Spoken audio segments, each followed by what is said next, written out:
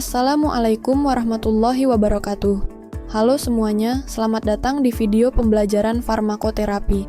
Pada kesempatan kali ini kita akan membahas tentang disposisi obat pada ibu hamil, yaitu bagaimana perubahan fisiologi pada masa kehamilan dapat memengaruhi perjalanan obat di dalam tubuh.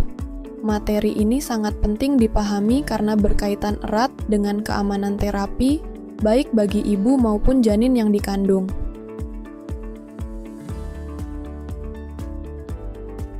Melalui video ini, diharapkan Anda mampu: pertama, memahami konsep dasar disposisi obat atau ADME. Kedua, mengetahui perubahan fisiologis yang terjadi pada tubuh ibu hamil. Ketiga, mengaitkan perubahan tersebut dengan efek terhadap terapi obat. Dan terakhir, mampu mengidentifikasi implikasi klinis yang mungkin terjadi pada pengobatan ibu hamil.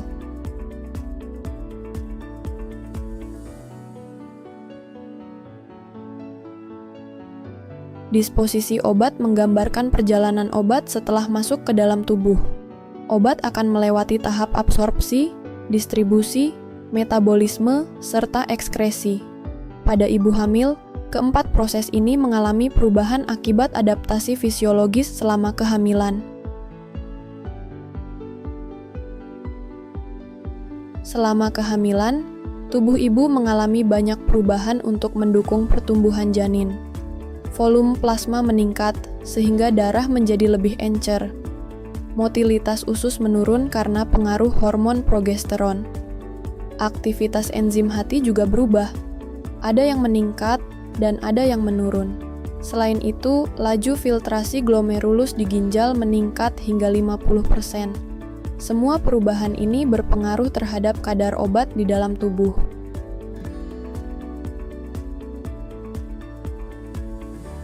Pada tahap absorpsi, obat yang diminum akan melewati lambung dan usus.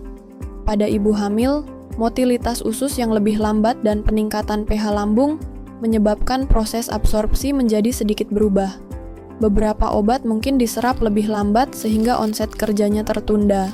Namun, secara umum, perubahan absorpsi tidak terlalu signifikan dibandingkan tahap farmakokinetika lainnya.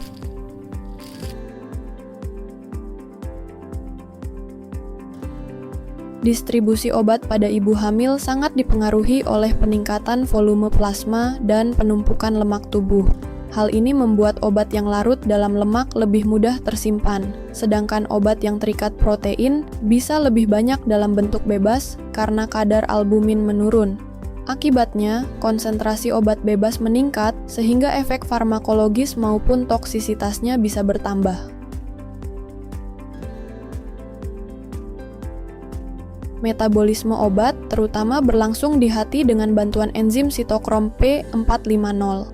Selama kehamilan, aktivitas beberapa enzim meningkat, misalnya CYP3A4 dan CYP2D6, sehingga metabolisme obat tertentu berlangsung lebih cepat. Sebaliknya, ada juga enzim yang menurun aktivitasnya, seperti CYP1A2. Akibatnya, beberapa obat akan lebih cepat dieliminasi dari tubuh, sedangkan obat lain justru bertahan lebih lama.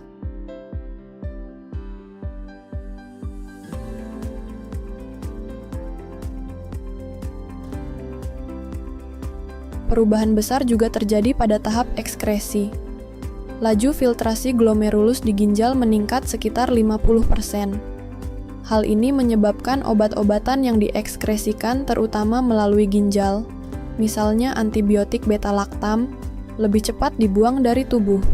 Dengan demikian, konsentrasi obat dalam darah bisa menurun lebih cepat dibandingkan wanita yang tidak hamil.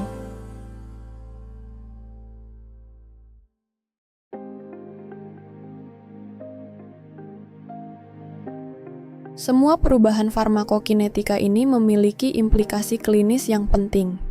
Jika tidak diperhatikan, dosis obat yang diberikan bisa terlalu rendah sehingga tidak efektif, atau sebaliknya terlalu tinggi sehingga meningkatkan risiko toksisitas. Contohnya, pada penggunaan obat antiepilepsi, kadarnya dapat menurun drastis selama kehamilan sehingga memerlukan penyesuaian dosis untuk tetap mencegah kejang.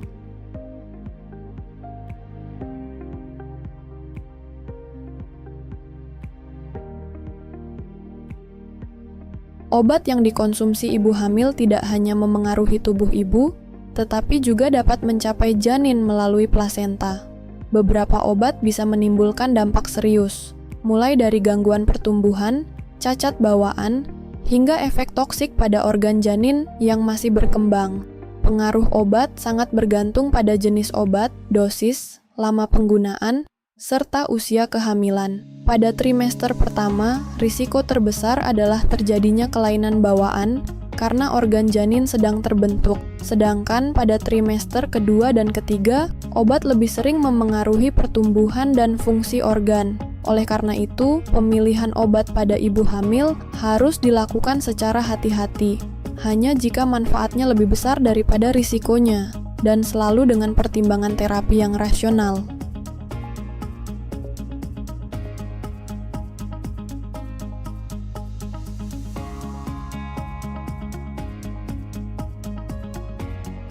Obat pada ibu hamil hanya diberikan jika manfaatnya lebih besar daripada risikonya. Pemilihan obat harus mempertimbangkan jenis obat, dosis, lama penggunaan, dan usia kehamilan. Beberapa obat relatif aman, seperti parasetamol untuk demam dan nyeri, penisilin serta cefalosporin untuk infeksi, dan insulin sebagai terapi utama diabetes pada kehamilan. Namun, ada obat yang perlu kehati-hatian.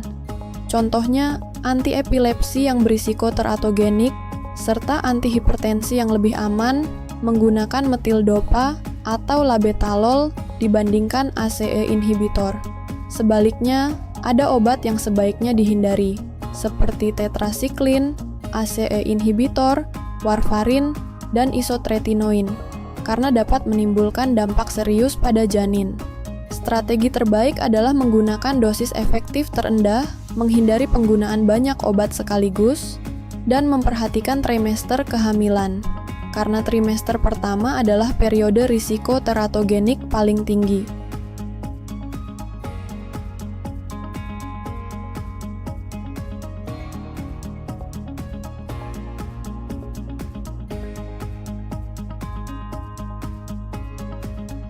Penggunaan obat pada ibu menyusui perlu sangat diperhatikan, karena sebagian obat dapat masuk ke dalam air susu ibu dan memengaruhi bayi. Secara umum, banyak obat yang relatif aman digunakan saat menyusui, seperti parasetamol, ibuprofen, serta antibiotik golongan penisilin dan cefalosporin.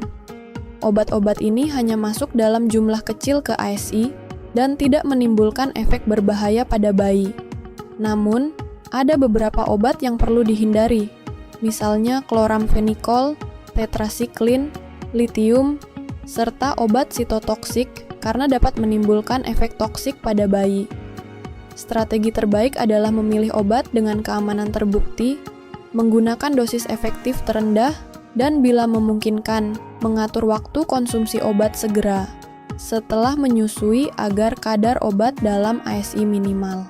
Dengan pendekatan ini, kesehatan ibu tetap terjaga tanpa mengorbankan keselamatan bayi yang disusui.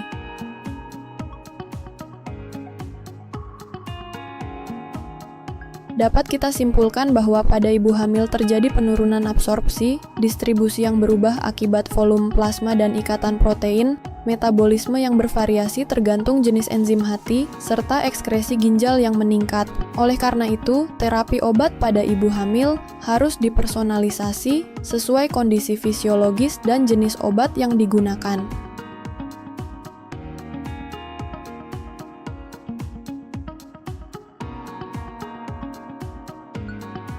Demikianlah pembelajaran tentang disposisi obat pada ibu hamil.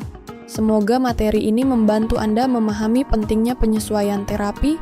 Semoga bermanfaat. Wassalamualaikum warahmatullahi wabarakatuh.